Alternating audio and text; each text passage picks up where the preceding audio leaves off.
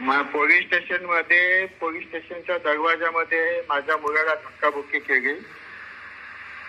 माझ्या जागेचा या लोकांनी जबरदस्ती कब्जा घेतला आणि एकनाथ शिंदे हे महाराष्ट्रामध्ये गुन्हेगारांचं राज्य घडवण्याचा प्रयत्न करत आहे. एकनाथ शिंदे मुख्यमंत्री असले तर महाराष्ट्रभर फक्त गुन्हेगारच पैदा होते. आमच्यासारख्या चांगल्या माणसाला एकनाथ शिंदेनी गुन्हेगार आज बनवलेला आहे आणि म्हणून त्या सर्व म्हणजे मला मनस्ताप झाला आणि म्हणून मी फायरिंग केली. हो, स्वतः झाडगी गोळी मी. मला काही पश्चाताप नाही, कारण माझ्या मुलांना जर पोलिसांच्या समोर जर मारत असतील पोलीस स्टेशन मध्ये तर मग मी काय करणार. पोलिसांनी डेअरिंग करून पकडलं मला. पोलिसांचे डेअरिंग मुळे तो वाचला. पोलिसांनी केला, त्यांच्या डेअरिंग मुळे तो वाचला. जिवे मारणार नव्हतो, पण जर माझ्यावरती कोणी असं करत असेल पोलिसांच्या समोर तर माझ्या आत्मसंरक्षणासाठी मला हे करणं गरजेचं आहे. आणि एकनाथ शिंदे साहेब असेच गुन्हेगार सर्व महाराष्ट्रभर पाडून ठेवलेले आहेत आणि एकनाथ शिंदेने दुसऱ्यांचं आयुष्य खराब करायला घेतलेलं आहे. मी वरिष्ठांना बऱ्याच वेळा सांगितलं होतं का हे लोक माझं वारंवार इन्सल्ट करतात. या लोकांनी माझे जिथे माझा निधी वापरला जातो त्या ठिकाणी श्रीकांत शिंदे खासदार स्वतःचे बोर्ड लावतो जबरदस्तीने. मी प्रत्येक वेगवेगळी सांगितलं होतं ज्या ज्या ठिकाणी मी निधी आणला राज्य शासनाचा त्या ठिकाणी श्रीकांत शिंदेनी बोर्ड आपले स्वतःचे लावले. माझ्यावरती भ्रष्टाचाराचे आरोप केले. एकनाथ शिंदेनी त्या भ्रष्टाचारामध्ये किती पैसे काढले त्यांनी शिंदे साहेबांनी सांगावे. मी जागा घेतली होती 10 वर्षापूर्वी. त्या जागे मालकांना आम्ही पैसे दिलेले 2 वेळा 3 वेळा.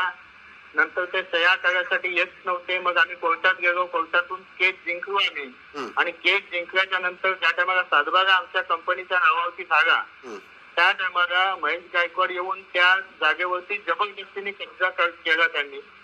मी परवा दिवशी सुद्धा त्यांना विनंती केली होती की हे जबरदस्तीमध्ये कब्जा घेऊ नका, तुम्ही कोर्टात जा, कोर्टातून ऑर्डर आणा. कोर्टातून ऑर्डर आणली तर लगेच आम्ही ही जागा तुम्हाला देऊन टाकू, पण तुम्ही कोर्टात जा, दादागिरी करू नका. पण त्यांनी काल परवा दिवशी सुद्धा दादागिरी केली आणि आज सुद्धा दादागिरीने पुन्हा कंपाऊंड सोडून आले ते लोक. आणि पोलीस स्टेशनच्या समोर जवळजवळ 400-500 लोक घेऊन आला होता तो तिथे. माझा मुलगा पोलीस स्टेशन मधून बाहेर जात होता त्यामुळे त्यांनी माझ्या मुलाला धक्काबुक्की केली. मला ते सहन झालं नाही. पश्चाताप मला अजिबात नाही, कारण मी एक व्यावसायिक माणूस आहे. पण माझं आयुष्य जर खराब होत असेल माझ्या मुलांसाठी मी एवढं केलं आणि माझ्या मुलांना कोणी जर तिथे गुन्हेगार मारत असतील तर मी जगण्यात अर्थ नाही. एक बाप म्हणून आहे, माझ्या मुलाला कोणी मारत असेल तर मी कदापि सहन करू शकत नाही.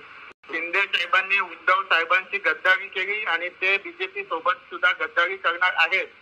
माझ्या सोबत सुद्धा गद्दारी केली. एकनाथ शिंदेकडे आजही माझे करोडो रुपये बाकी आहेत.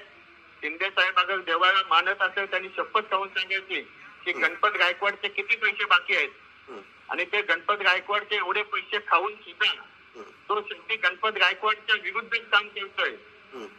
पुढे कोर्टाचा निर्णय असेल तो मला मान्य आहे, पण महाराष्ट्रामध्ये अशी गुन्हेगारी बंद करायची असेल तर एकनाथ शिंदेचा राजीनामा घेतला पाहिजे असं माझं वैयक्तिक मत आहे. पक्षश्रेष्ठी आता जे निर्णय घ्यायचा ते घेतील, पण माझा निर्णय असा आहे की एकनाथ शिंदेनी महाराष्ट्रामध्ये गुन्हेगारी घडवून महाराष्ट्राची वाट लावायला घेतलेली आहे. महाराष्ट्रामध्ये जर चांगलं ठेवायचं असेल तर एकनाथ शिंदेचा राजीनामा घेतला पाहिजे. हीच माझी विनंती आहे देवेंद्र भाऊंना पण आणि मोदी साहेबांना पण.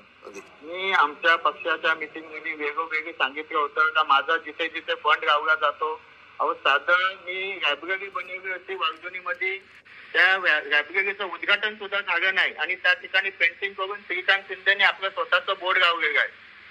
म्हणजे किती खालच्या जगाला जाऊन ते लोक काम करतात. बीजेपीला संपवण्याचं काम ते लोक करत आहेत.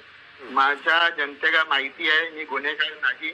मी आत्मसंरक्षणासाठी मी फायरिंग केलेली आहे हे माझ्या जनतेला माहिती आहे आणि जनता मला चांगल्या प्रकारे ओळखते. त्याच्यामुळे जनता माझ्यावरती विश्वास आहे आणि पुढेही राहील.